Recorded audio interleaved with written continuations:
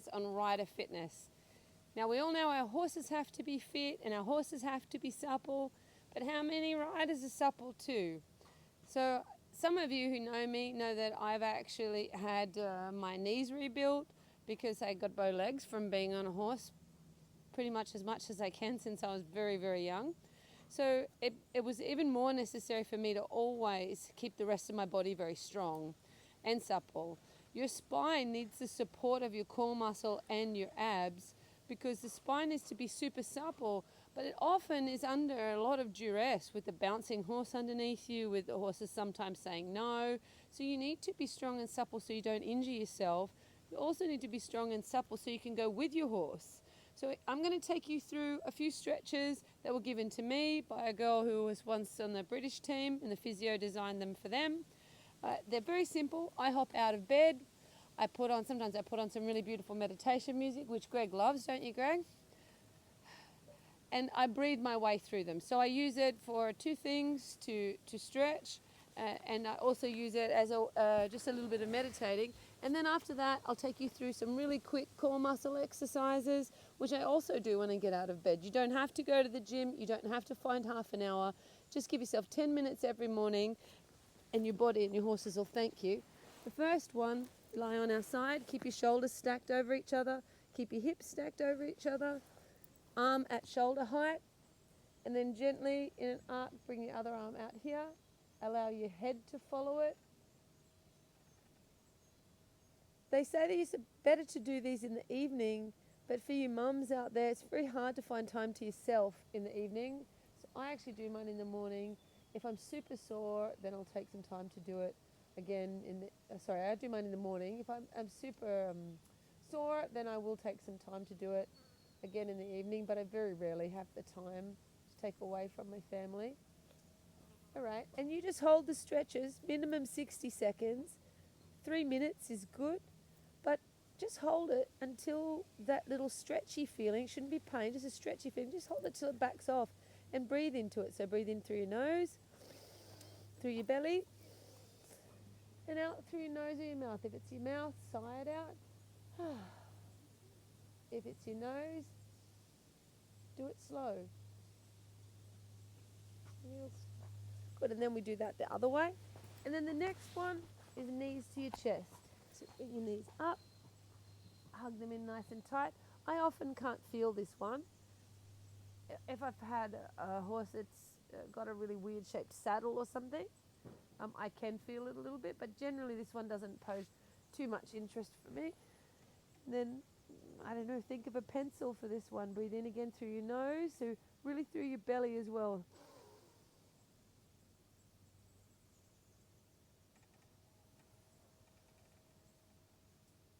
And if I'm getting ready for a competition, I do something called box breathing. So you breathe in, say, for 4. So, and then hold it for 4. And then let it out for 4. And then don't take a breath for 4. And then breathe in for 4. And then I do that while I'm stretching, and I do find that it really helps me to stay cool and calm and not focus on anything that I shouldn't be focusing on. Okay, so this one, I just put my foot under my knee and allow my knee to drop to the ground, keeping my shoulders and my hips stacked. So you don't want to drop your hip. Keep your top hip underneath. So a good way of thinking is keep your heel underneath, so my right heel underneath my right hip. And then I just reach up a little bit, and then I gradually reach out, and then I allow my head to follow my hand and go the opposite way.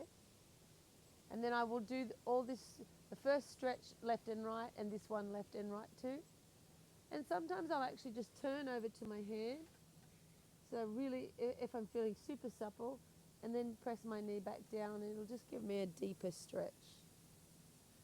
And breathe into it. And remember, don't do it till it hurts. It's not supposed to hurt.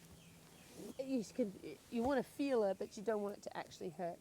And then this one, you want to bring your forehead to your thighs. And then once you can feel it, just let your head hang down a little bit. So once you can feel the stretch in your neck, just let your head drop by its own weight. And then again, so like a cat. Good, and just let yourself hang into it. I find that one really helpful. And then I just take it out, come up on my toes, and really flex into my toes and come up. Good. And then I come this way. And remember, just start slow. It doesn't have to be perfect and amazing. I've been stretching since I was young and a ballet dancer, but you don't have to, if you can only get your hands to your thighs, that's absolutely fine. Each day you'll get a little bit better. I love that one. It's also really, really good for your circulation too. Okay, and then this is where the Pilates roll comes in. Okay, so I roll my muscles out as well. I don't just lay on it. We're going into our core muscles now. So I actually use it.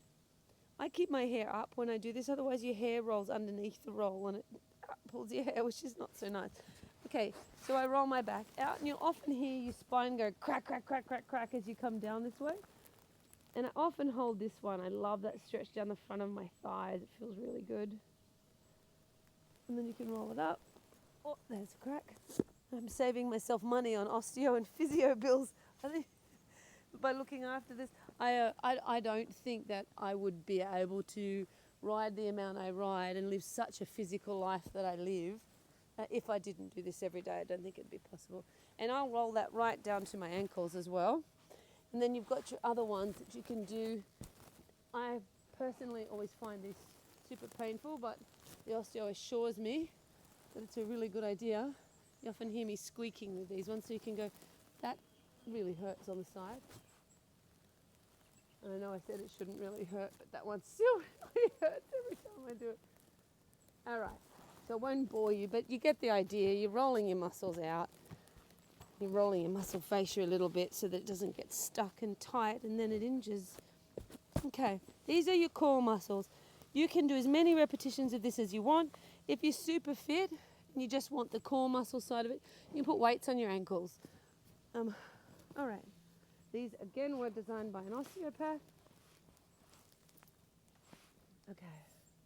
All right, so your first one, thumb in. When you lie on this, if it really hurts, you've probably got a few ribs out and maybe need to go to your osteo before you start. And if you've had any injuries, check with your osteo physio before you do them anyway. But you guys would know that.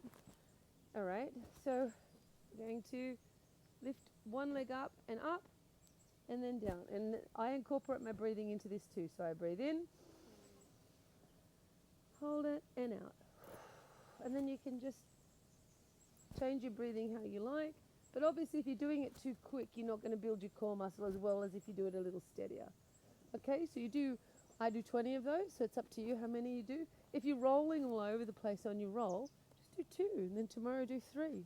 Everything can start off gradually. Just like training a horse to Grand Prix takes 6 to 8 years. It takes time to create the body that you need and want. Okay, now this one, come up and over, and then I stretch down as I lengthen my leg out. Then leg back, leg back, and then up, leg out, and down. I love this one because it gets rid of a lot of pain between my shoulder blades if I've had horses yanking me around a little bit. Okay, so up as the leg goes out, and then roll it down. And if you do have any injuries, you'll feel it getting a bit crunchy when you do that one. Okay, so sorry, and up, and up, and around. And then you repeat those. Those ones are relatively easy, but I find them really, really helpful. Particularly the way that you use your arms in that one. But be focused when you pick your leg up, focus that you're using your core muscle. So that band around from your belly button all the way around, that's where you want to really focus that you're picking your leg up with your core muscle.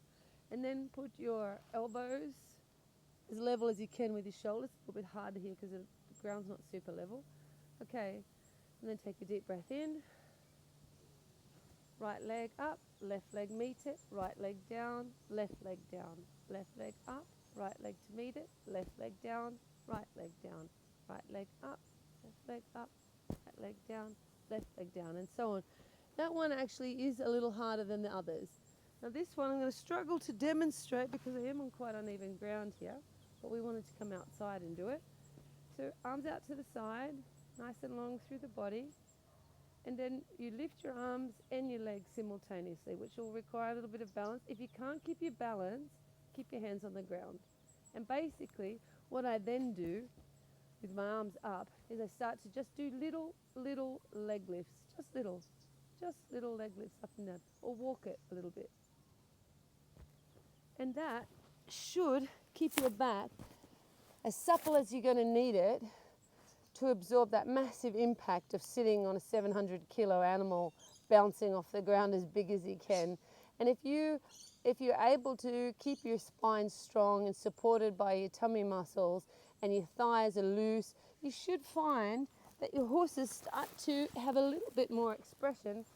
Another one that I find really helpful is to just pop your legs out to the side and quietly walk your elbows forward till you can feel it, which may be right back up here, which is fine. You're still stretching the same muscle, but you want that muscle to be lovely and long, or ligament, or, I'm not a physio or an osteo, but I have been shown these exercises by physios and osteos, and I find that they're absolutely targeted for all the muscle groups that we riders use all the time. You can just keep walking it out. You can breathe into it, send a few messages, just stay there for a little while until you can actually, really that pain in here starts to back off a little bit. And then walk your hands around and think ear to this knee. You can just move your hand around a little bit. And forward a little bit. And walk around again. And forward to that leg. And again, I'm shortening it up a little bit, but you want to hold these for a good 60 seconds at least. So don't make them that they're so difficult that you can't hold them for longer than a second. Just back it off a little bit. And then Greg often finds me fast asleep like that on the floor. Not fast asleep, but I do find it quite relaxing. All right, guys. Well, I guess something else I should tell you before we wind up is just make room in your life for you. It's really important. You'll find that if you don't go into it thinking, oh, I've got to go to the gym and I've got to get this and I've got to get that, I do it in my pajamas. Just hop out of bed and give yourself a gentle stretch and do some gentle core exercises and start off small. All right, happy riding.